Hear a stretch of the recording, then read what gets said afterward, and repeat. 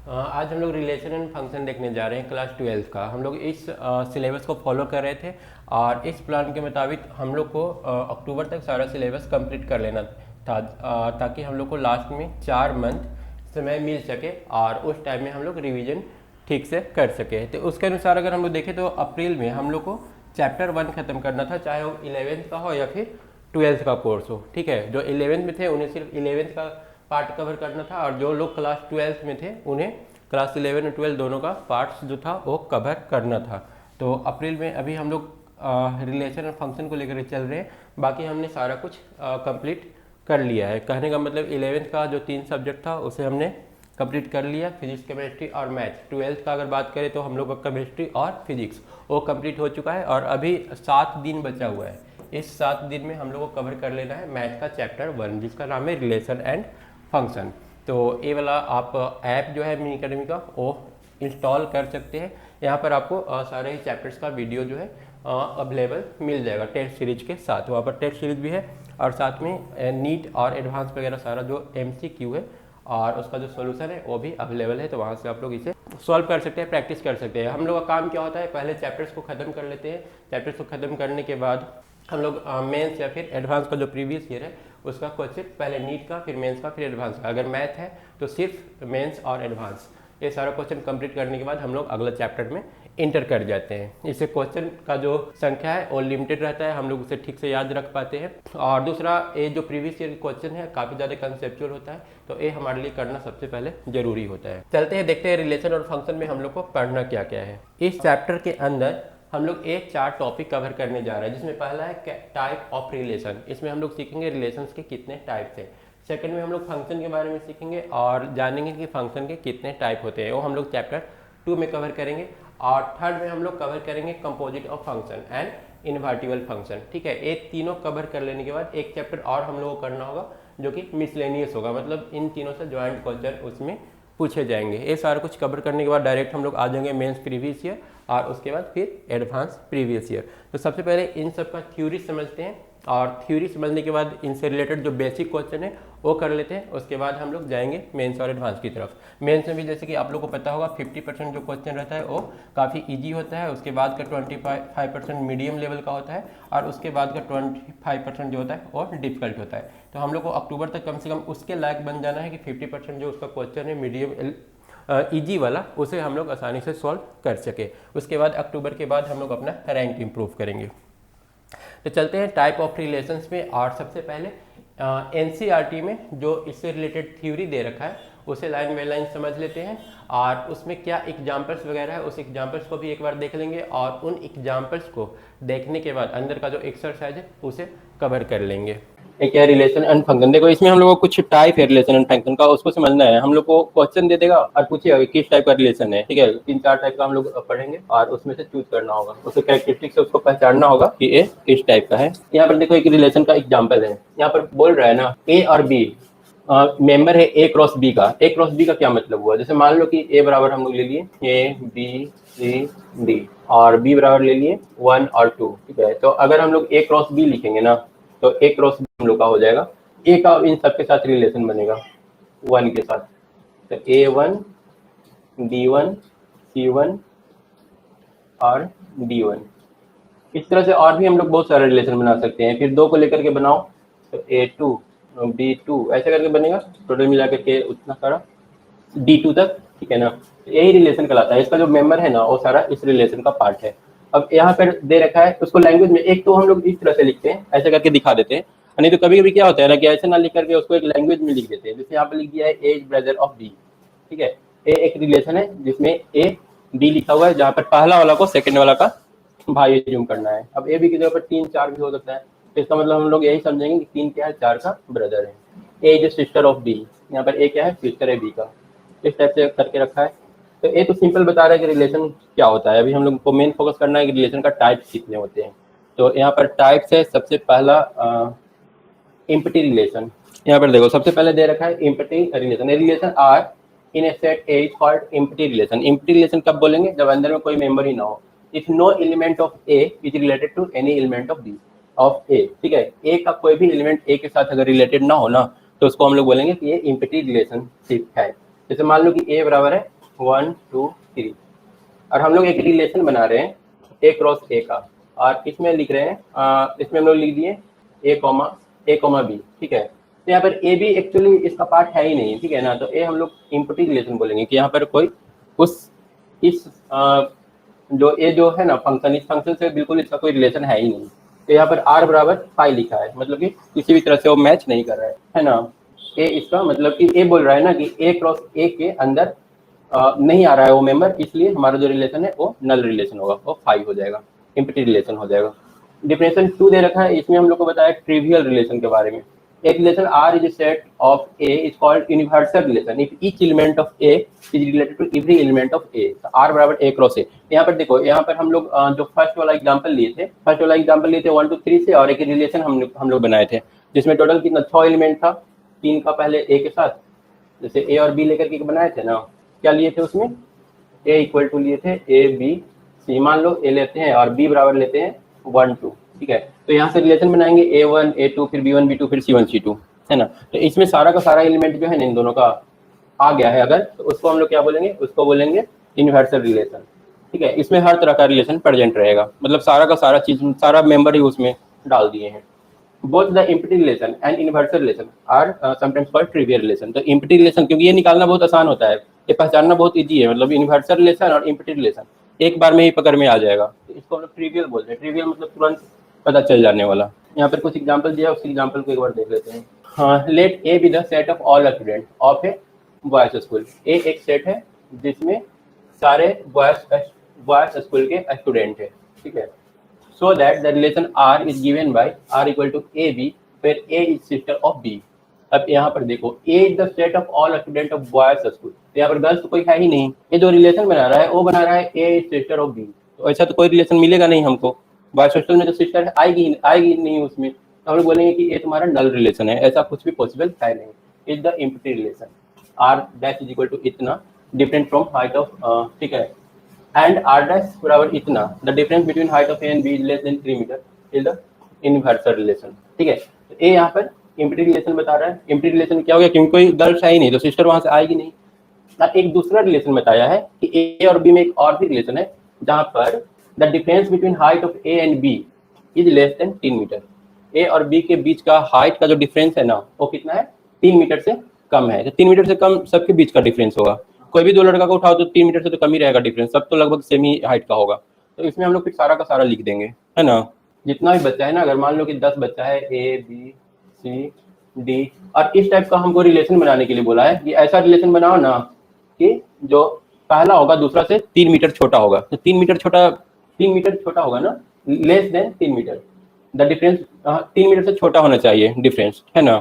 तो 3 मीटर से कम तो हर कोई का है, तो हम लोग कुछ भी लेकर के बना सकते हैं, A B A C A D, कुछ भी उठा करके ले लो ना तो वो सही ही होगा। तो ए यूनिवर्सल रिलेशन हो गया क्योंकि इसके अंदर सारा का सारा आ जा रहा है। समझ में आ गया दोनों डिफरेंस, ये अंतर समझ में आ गया ना कि नल में क्या होगा, यूनिवर्सल में क्या होगा। नल में कुछ भी मिले खोजेंगे तो नहीं मिलेगा, और यूनिवर्सल मतलब कुछ भी छूटेगा नहीं, सारा का सारा मिल जाएगा। जैसे बोला कि 3 मीटर से कम है डिफरेंस, तो कोई का भी दो उठाएंगे ना तो 3 मीटर से कम ही करेगा, उसमें सारा आ जाएगा। इसके अलावा देखो, ए सबसे ज्यादा इंपॉर्टेंट है, ए बहुत ज्यादा पूछता है। Relation R is set of A called reflexive. Reflexive यहाँ पर 3 टाइप होता है, ये 3 टाइप हम लोग को याद रखना है। वो तो ट्रिवियल 2 था, ट्रिवियल के बाद ए 3 रिफ्लेक्सिव, सिमेट्रिक और ट्रांजिटिव, ये हम लोग को याद रखना है। रिफ्लेक्सिव में क्या होगा, A comma A for every A is member of A, ठीक है। इसका कहने का मतलब ये है कि अगर मान लो कि ए के अंदर लिखा हुआ है 1 2, ठीक है, तुम एक रिलेशन बनाओगे और रिलेशन बनेगा तुम्हारा ए क्रॉस ए का बनाओ, ठीक है। ए क्रॉस ए कैसे लिखोगे, ए क्रॉस ए अगर तुमको लिखना है तो लिखोगे 1 1 1 2 2 1 2 2, ठीक है। ये तुम्हारा एक यूनिवर्सल रिलेशन है क्योंकि इसमें हमने सारा कुछ डाल दिए हैं, ठीक है। उस यूनिवर्सल रिलेशन में से रिफ्लेक्सिव को हमको ढूंढ करके निकालना है। तो अगर कोई तुम रिलेशन बना रहे हो और उसमें लिखा हुआ है 1 1 और 2 2, तो ये तुम्हारा क्या कहलाएगा, रिफ्लेक्सिव रिलेशन, ठीक है। एक कंडीशन है कि ए मस्ट है, ए होना ही चाहिए तभी वो रिफ्लेक्सिव होगा। अगर इसमें से कोई एक हटा देंगे, या फिर मान लो कि हम एक दूसरा रिलेशन लेते हैं 8, जहाँ पर लिखा हुआ है 1 2, तो इसको हम रिफ्लेक्सिव नहीं बोलेंगे, ठीक है। उसके बाद है सिमेट्रिक। सिमेट्रिक में A1 और A2 रहेगा, जहाँ A2 और अगर A1 A2 है ना तो A2 A1 भी होना चाहिए, ठीक है। ये बता रहा है ना कि कोई ऐसा रिलेशन जहाँ पर अगर 1 2 लिखा हुआ है और साथ में 2 1 भी लिखा हुआ है, तो ऐसे रिलेशन को हम लोग क्या बोलेंगे? Symmetric relation. ये तो यूनिवर्सल है। अगर इस यूनिवर्सल में से सिर्फ ए वाला उठा करके दे देना और पूछे कि बताओ एक किस टाइप का रिलेशन है, तो हम लोग क्या जवाब देंगे? सिमेट्रिक रिलेशन है ना। उसके बाद होता है ट्रांजिटिव रिलेशन। ट्रांजिटिव रिलेशन क्या बताता है? ये बताता है कि रिलेशन कुछ इस टाइप का होना चाहिए। 1 2 अगर है और 2 1 है, तो यहाँ पर 1 1 भी होना चाहिए। 1 1 मतलब इसका फर्स्ट वाला और इसका फर्स्ट वाला। अगर ए है तो इसको हम लोग ट्रांजिटिव बोलेंगे, अदरवाइज नॉट ट्रांजिटिव। ठीक है, इसमें 3 मेंबर कम से कम होना चाहिए। अब यहाँ पर एग्जाम्पल देखो तो दे रखा है, let T be the set of all triangle. T है जिसमें हर तरह के ट्रायंगल का सेट दिया हुआ है, with R a relation in T given by R बराबर T1 T2। T given by R बराबर T1 T2। T1 is congruent to T2। ठीक है, एक सेट है जिसमें बहुत सारा ट्रायंगल है, लेकिन हमको वो वाला सिर्फ उठाना है ना जिसमें T1 और T2 क्या रहेगा? कॉन्ग्रुएंट रहेगा। कॉन्ग्रुएंट मतलब क्या होता है? एकदम इक्वल ना, हर तरह से इक्वल होना चाहिए। So that R is an equivalent relation. तो प्रूव करना है कि ये हमारा इक्विवेलेंस रिलेशन है। यहाँ पर देखो, पहले तो हम लोग को पता करना पड़ेगा रिफ्लेक्सिव है कि नहीं। रिफ्लेक्सिव के लिए कंडीशन क्या था? रिफ्लेक्सिव के लिए अगर 1 1 2 2 ये सारा है तो फिर रिफ्लेक्सिव हो जाएगा, है ना। तो इसमें तो बोल ही दिया है कि T1 T2 कॉन्ग्रुएंट होना चाहिए, तो फिर इक्वल वाला तो सारा हम लोग उठा ही रहे हैं ना। Since every triangle is congruent to itself, ठीक है, हर T1 T2 is congruent to T2, T2 is congruent to T1। इसको ऐसे समझो, रुको। हम लोग एक सेट ले लेते हैं जिसमें एक ट्रायंगल ए वाला है और ये है A2। इस टाइप का सेट है। हम लोग को रिफ्लेक्सिव जांच करना है। रिफ्लेक्सिव में बोल रहा है कि ऐसा ट्रायंगल लो ना जहाँ पर पहला दूसरा के कॉन्ग्रुएंट हो, है ना। तो हम लोग A1 A1 ले सकते हैं, A1 A1, है ना, एक दूसरे का कॉन्ग्रुएंट है। और क्या ले लेंगे? A2 A2 ले लेंगे। तो ये तो रिफ्लेक्सिव हो गया। दूसरा क्या है? दूसरा हम लोग को चेक करना है ट्रांजिटिव ना, सिमेट्रिक चेक करना है और ट्रांजिटिव चेक करना है। ये तीनों अगर कोई रहेगा ना, ये तीनों अगर सेटिस्फाई करेगा ना तीनों कंडीशन को, तब इसको इक्विवेलेंट रिलेशन बोलेंगे। तो चलो इसमें से रिफ्लेक्सिव तो कर लिए, सिमेट्रिक देखते हैं होता है कि नहीं। सिमेट्रिक के लिए ऐसा हम लोग को चूज करना है ना, अगर मान लो A1 कॉन्ग्रुएंट है A2 के, ठीक है, तो हम लोग यहाँ पर इसमें क्या था, अगर A1 A2 है तो A2 A1 होना चाहिए। देखो तो ये लिख सकते हैं, मान लो ये तो ट्रायंगल का बहुत सारा सेट है, ठीक है, हम लोग को ऐसा रिलेशन चूज करना है ना। सिमेट्रिक क्या बताता है? अगर A1 A2 है तो फिर उसमें A2 A1 भी होना चाहिए। कहने का मतलब अगर A1 और A2 एक दूसरे का कॉन्ग्रुएंट है, A1 की कॉन्ग्रुएंट A2 है तो वापस A2 की कॉन्ग्रुएंट A1 होगा, लिख सकते हैं। अगर A लिख रहे हैं तो A हम लोग लिख सकते हैं, है ना। और एक और मतलब कि ये सिमेट्रिक भी है। उसके बाद ट्रांजिटिव चेक करो। ट्रांजिटिव कैसे चेक करेंगे? अगर हमारा A1 सिमेट्रिक है A2 के, A2 सिमेट्रिक है A3 के, कॉन्ग्रुएंट है, यहाँ पर कॉन्ग्रुएंट चूज करना है ना। अगर A1 कॉन्ग्रुएंट है A2 के, A2 कॉन्ग्रुएंट है A3 के, तो क्या A1 A3 के कॉन्ग्रुएंट होगा? तो इसको भी सेटिस्फाई कर रहा है। तो ये रिलेशन हमारा रिफ्लेक्सिव भी है, सिमेट्रिक भी है और ट्रांजिटिव भी है ना। तो अगर तीनों है तो इसको क्या बोलेंगे? Equivalent relation. ऐसे ही पता करना रहता है। हम लोग को बोल दिया था सिंपल क्वेश्चन में कि एक तो सेट है जिसमें बहुत सारा ट्रायंगल भरा पड़ा है। अब उस ट्रायंगल से हमको एक रिलेशन बनाना है, क्या तुम उससे रिफ्लेक्सिव रिलेशन बना सकते हो? हमारा आंसर था हाँ, रिफ्लेक्सिव बना सकते हैं, क्योंकि A1 A1 के कॉन्ग्रुएंट तो होगा ही। हम लोग ऐसा एक सेट ले सकते हैं जहाँ पर A1 A1 लिखा हो, A2 A2 लिखा हो, क्योंकि एक दूसरे के कॉन्ग्रुएंट होते हैं। फिर पूछा क्या तुम सिमेट्रिक रिलेशन बना सकते हो? तो हम लोग पता है कि सिमेट्रिक होने के लिए कंडीशन क्या है, तो उन्होंने बताया कि सिमेट्रिक होने के लिए अगर A1 A2 के कॉन्ग्रुएंट है तो A2 भी A1 के होना चाहिए। तो हम बोले हाँ, अगर A1 A2 के कॉन्ग्रुएंट है तो A2 A1 का हो जाएगा। ये रिलेशन भी हम लोग बना सकते हैं। थर्ड में ट्रांजिटिव के लिए कंडीशन बताया कि कंडीशन ए होना चाहिए कि अगर A1 A2 के कॉन्ग्रुएंट है, A2 A3 के कॉन्ग्रुएंट है, तो A1 A3 का होना चाहिए। हम बोले हाँ, ऐसा भी हो जाएगा। तो ये हम लोग का क्या हो गया? इक्विवेलेंट। तो एक अच्छा एग्जाम्पल है जिसमें तीनों क्वेश्चन इन्वॉल्व है। और इसमें देखो एग्जाम्पल नंबर 3 तुम ट्राई करो तो, let L be the set of all lines in a plane. क्या दे रखा है? L is set of, let L be the set of all lines in a plane. ये एक सेट है जिसमें बहुत तरह का लाइन है। ऐसे होगा plane L be the set of all lines in a plane and R be the relation in L defined as L1 L2, जहाँ पर L1 is perpendicular to L2। तो यहाँ पर बहुत सारा लाइन है, ऐसे भी हो सकता है, ऐसे भी हो सकता है, ऐसे भी हो सकता है ना। इसमें बहुत सारा लाइन का सेट हो गया। ये मान लो L1 है, L2 है, ये वाला L3 है, L4, L5, इतना सारा लाइन है, ठीक है। 7 लाइन ड्रॉ किए है ना, 4 3 7 लाइन है, ठीक है ना। 7 को हम लोग ले लिए। अब एक रिलेशन बनाना है। रिलेशन क्या बनाना है? RST होता है ना, इक्विवेलेंट अगर हम लोग को चेक करना है, या फिर यहाँ तो लिख ही दिया है, चेक करो कि symmetric so that R is symmetric but not neither reflexive not transitive. तो हम लोग को प्रूफ करना है कि ये रिफ्लेक्सिव तो है, सॉरी ये सिमेट्रिक तो है बट रिफ्लेक्सिव या ट्रांजिटिव नहीं है।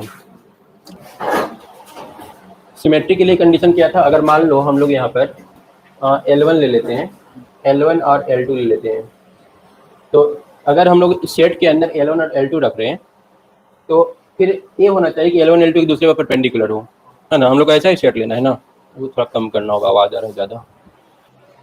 हम लोग क्या लेना होगा सिमेट्रिक चेक करने के लिए? सिमेट्रिक के लिए कंडीशन क्या था? सिमेट्रिक के लिए कंडीशन था अगर A B है तो B A B होना चाहिए, ऐसा। ये वाला एक बार कंडीशन कॉपी पर नोट करो तो तीनों का, ये वाला,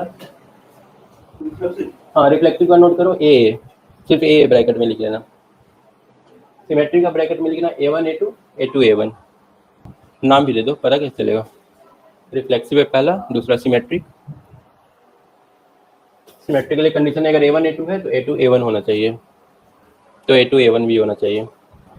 थर्ड वाला में लिखो अगर A1 A2 है, A2 A3 है, रिफ्लेक्सिव सिमेट्रिक और ट्रांजिटिव। पूरा मत लिखना, सिर्फ लिखना A1 A2 A2 A3, तब A1 A3 भी होना चाहिए, एक ही ब्रैकेट के अंदर लिख लेता इस टाइप से। इसके लिए लिखोगे A1 A2 A2 A3 A1 A3, एक क्या हो गया ट्रांजिटिव, ठीक है ना, पता चल जाएगा ना। अगर A1 A2 है तो A2 A1 होना चाहिए, A1 A2 A2 A3 है तो A1 A3 भी होना चाहिए, और इसमें A, ठीक है। अब देखो यहाँ पर मान लो हम लोग लिख लिए L1 L2, तो इसका मतलब ये हुआ, इसका मतलब ये हुआ कि L1 परपेंडिकुलर L2 का है, हमने ड्रॉ भी किया L1 परपेंडिकुलर L2, ठीक है। तो ऐसा लिख लिए, तो अब हमारा मजबूरी हो गया कि हम L2 और L1 भी लिखें, तभी वो सिमेट्रिक होगा, ठीक है।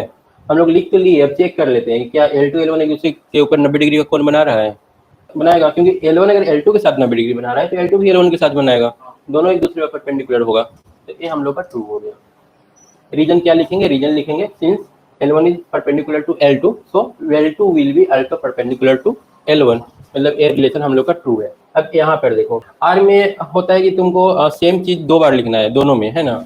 जैसे मान लो कि L1 L1, तो L1 L1 लिख दिए, तो रिलेशन को इस तरह से डिफाइन किया है कि अगर इस तरह से लिख रहे हो ना, तो पहला दूसरे पर परपेंडिकुलर होना चाहिए। तो क्या L1 L1 में परपेंडिकुलर होगा? नहीं होगा, L1 तो एक ही लाइन है, वो तो ऐसे ड्रॉ करेंगे 2 बार तो 180 डिग्री हो जा रहा है, मतलब नॉट पॉसिबल, ये रिलेशन सेटिस्फाई नहीं कर रहा है। यहाँ पर ले लो, चलो हम लोग मान लिए L1 L2 ले लिए, ठीक है, मतलब L1 परपेंडिकुलर है L2 पर, L2 ले लिए और L3 ले लिए, इसका मतलब हो गया, ये बता रहा है L1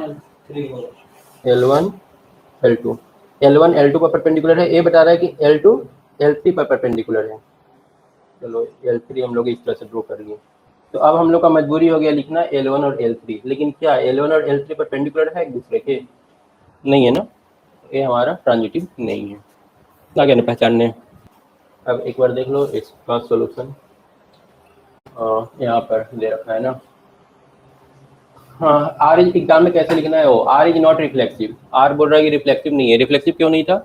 क्योंकि L1 L2 लिख पा रहे हैं, L1 L2 लिखे तो फिर L2 L1, रिफ्लेक्सिव में 2 बार लिखना था, तो 2 बार पॉसिबल नहीं है। R is not reflexive as line L1 can not be perpendicular to itself, L1 खुद पर कभी परपेंडिकुलर होगा ही नहीं, दैट इज इतना is not member of R, ये इस रिलेशन का सदस्य नहीं है, सदस्य नहीं है तो फिर रिफ्लेक्सिव नहीं है।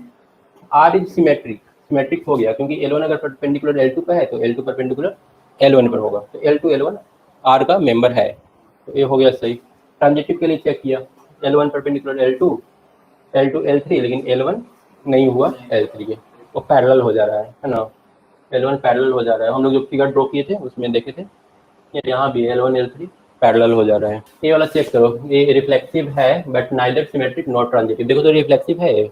रिफ्लेक्सिव के लिए कंडीशन क्या था, एक बार याद दिलाओ। 2 बार लिखना पड़ेगा, ये ऐसे होना चाहिए, हाँ देखो तो है ऐसा, इसमें तुम्हारा जो ये है 1 2 3 है तो हमारा 1 1 होना चाहिए, 2 2 होना चाहिए, 3 3 होना चाहिए। देखो तो है रिलेशन में वो 1 1 2 2 3 3। तो ए क्या हो गया, ए हमारा रिफ्लेक्सिव हो गया ना, रिफ्लेक्सिव की कंडीशन को सेटिस्फाई कर रहा है। दूसरा हम लोग का क्या था, सिमेट्रिक। सिमेट्रिक में क्या होना चाहिए, A2 A1 भी होना चाहिए। देखो तो ऐसा है, मतलब 1 2 है तो फिर 2 1 होना चाहिए, नहीं है तो फिर ए हमारा सिमेट्रिक नहीं है। R is not symmetric as 1 2 तो है बट 2 1 नहीं है ना। ट्रांजिटिव चेक करेंगे, ट्रांजिटिव में अगर यहाँ पर 1 2 है और 2 3 है तो क्या होना चाहिए साथ में, 1 3 होना चाहिए। 1 3 है, नहीं है, तो इसका मतलब ट्रांजिटिव नहीं है। 1 3 नहीं है, ट्रांजिटिव नहीं है, आसान है ना। वही बोल रहा है कि 1 2 है, 2 3 है बट 1 3 नहीं है, इजी पता करना। 5 नंबर देखो, सो रिलेशन इतना ए बी, जहाँ पर 2 divides A minus B, A minus B करने पर उसमें 2 से डिवाइड भाग लगना चाहिए। R is the set of Z, Z क्या होता है, जेड मतलब आई थिंक वो सारा नंबर। अब होल नंबर इसमें निगेटिव आता है कि नहीं आता है वो एक बार देखना पड़ेगा। होल नंबर सारा आता है, देखो तो जेड का क्या है, पूरा नेचुरल नंबर है या फिर होल नंबर है जेड। आर तो तुम्हारा रियल नंबर हो गया, नहीं आर तो रिलेशन को रिप्रेजेंट कर रहा है। जेड का मतलब सिर्फ देखना है कि वो रियल क्या है, होल नंबर है, नेचुरल नंबर है या रियल नंबर है। क्या है, इंटीजर है ना, तो इंटीजर, चलो इंटीजर कहने का मतलब तुम्हारा ए का जो वैल्यू है ना वो है इंटीजर में तो सारा आ जाएगा, डॉट डॉट डॉट -2 -1 0 1 2 3 ऐसे करके जाएगा, है ना। अब हम लोग को ऐसा रिलेशन बनाना है ना जिसमें ए और बी दो नंबर रहेगा और ये 2 से डिविजिबल होगा, है ना। तो चलो हम पहले चेक करेंगे रिफ्लेक्सिव, आर एफ टी हम लोग को चेक करना है। आर मतलब रिफ्लेक्सिव, सिमेट्रिक और ट्रांजिटिव। रिफ्लेक्सिव में क्या होता है, प्रॉपर्टी रिफ्लेक्सिव का, रिफ्लेक्सिव में क्या होता है, ए होता है ना। अब ए तुम इसमें से कोई नंबर लेकर के देखो, चलो मान लो हम लोग 2 2 यहाँ पर रख लिए, तो क्या 2 2 सेटिस्फाई कर रहा है, 2 से डिवाइड होगा, 2 2 अगर लेंगे 2 - 2 0, है ना। तो 0 को 2 से डिविजिबल बोलेंगे, 0/2 तो डिविजिबल होता है ना। तो डिविजिबल होता है तो ए फिर हम लोग को सेटिस्फाई कर रहा है। उसके बाद सिमेट्रिक में क्या होना चाहिए, सिमेट्रिक में होना चाहिए अगर ए बी है तो बी ए बी होना चाहिए ना। ये देखो तो अगर हम यहाँ पर ले लेते हैं 1 2 लेंगे तो फिर वो 2 से डिवाइड नहीं होगा, कोई ऐसा नंबर लेना है जो 2 से डिवाइड है। 2 और 4 ले लेते हैं, और 4 और 2 ले लेते हैं। 2 में से 4 घटाओ तो भी वो 2 से डिविजिबल है, -1 आएगा। 4 में से 2 घटाओ तो भी वो 2 से डिविजिबल है, +1 आएगा। तो फिर ये हम लोग ले सकते हैं, मतलब हमारा रिलेशन में ए वाला आ जाएगा, तो ए भी सिमेट्रिक भी हो गया। ट्रांजिटिव चेक करो, ट्रांजिटिव में हम लोग ले लेते हैं 2 4 4 और 8 ले लेते हैं ना, 6 ले सकते हैं, 4 और 6 हाँ 2 से डिविजिबल है, 4 और 6 भी ले सकते हैं। तो फिर 2 और 6 ले सकते हैं, क्योंकि ये भी तो डिविजिबल ही है। तो ये हमारा क्या है, ट्रांजिटिव। हम लोग को चेक क्या करना था, इंटीजर इतना, so that relation is equivalence relation. तो जब तीनों है तो इसका मतलब क्या है, इक्विवेलेंस रिलेशन है। क्लियर है ना। शुरुआत वाला सब थोड़ा सा ये लगा, उसके धीरे से समझ में आया ना। ये इजी आसान चैप्टर है ये वाला, डिफिकल्ट बहुत सारा चीज़ था लेकिन बहुत कुछ हटा दिया है और एकदम इजी बना दिया है इसलिए इसको इस बार। एग्जाम्पल 6 देखो तो, इतना बड़ा पूरा क्वेश्चन नहीं है ना। R with relation defined in set A, ठीक है, by R is equal to A B, both A and B are either odd और इवन। ए और बी दोनों या तो ऑड होना चाहिए या फिर दोनों का दोनों इवन होना चाहिए। So that R is an equivalence relation. तो शो करो कि ये इक्विवेलेंस रिलेशन है। तो पहले इक्विवेलेंस रिलेशन सॉल्व पहले प्रूफ कर लो। उसके लिए आर होना चाहिए, एस होना चाहिए, टी होना चाहिए। रिफ्लेक्सिव, रिफ्लेक्सिव का मतलब ए होना चाहिए ना, तो 1 1 ले लो, 1 1 ले सकते हैं। A R be either odd और इवन, हाँ ठीक है, दोनों का दोनों ऑड है, ले सकते हैं। मतलब दोनों ऑड रहना चाहिए कि दोनों इवन, या तो दोनों ऑड होना चाहिए या फिर दोनों इवन होना चाहिए, दोनों ले सकते हैं, कोई दिक्कत नहीं है। यहाँ पर अगर हम लोग 2 4 ले लेते हैं, 4 2 ले सकते हैं, दोनों इवन है ना। ट्रांजिटिव चेक कर लो, अगर हम लोग 2 4 ले रहे हैं, 4 6 ले रहे हैं तो 2 और 6 भी ले ही सकते हैं, है ना। 2 और 6 सारा का सारा इवन है और सारा सेटिस्फाई कर रहा है, तो ये पता चलेगा यहीं पर ये क्या है, इक्विवेलेंस रिलेशन है।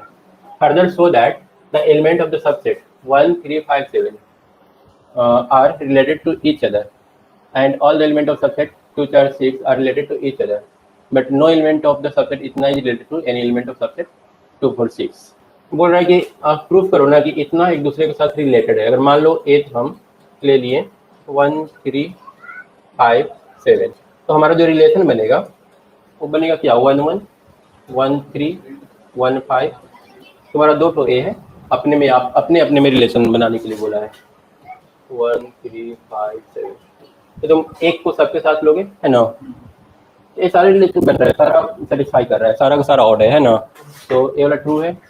इसको बनाओगे तो रिलेशन बनेगा वो भी सारा इवन का बनेगा 2 2 2 4 2 6, ऐसे करके बहुत सारा बनेगा। ठीक है, तो ये ठीक है, अपने आप में तो सब एक दूसरे से रिलेटेड है, लेकिन इन दोनों को अगर हम लोग देखेंगे ना, एक दूसरे से रिलेटेड नहीं है। एक कहाँ ऑड का सारा बन रहा है, एक सारा का सारा इवन का बन रहा है, तो ये भी प्रूफ हो गया। नो एलिमेंट ऑफ सबसेट इतना इज रिलेटेड टू इतना, क्योंकि इसको इसके साथ रिलेट करेंगे ना तो तुम्हारा क्या बनेगा, रिलेशन बनेगा 1 2, बट ये तो डिफाइन ही नहीं है। एक सेट में तो ऑड और इवन दोनों लेना नहीं है, या तो ऑड लेना है या फिर इवन लेना है। एक को 4 के साथ बनाओगे फिर वही प्रॉब्लम आएगा, तो ये रिलेशन नहीं बन सकता है। लेकिन बाकी अपने आप में ऑड वाला ऑड के साथ, इवन वाला इवन के साथ अगर रिलेशन बनाता है तो वहाँ पर हम लोग बोलेंगे कि ये सेटिस्फाइड है। ठीक है ना।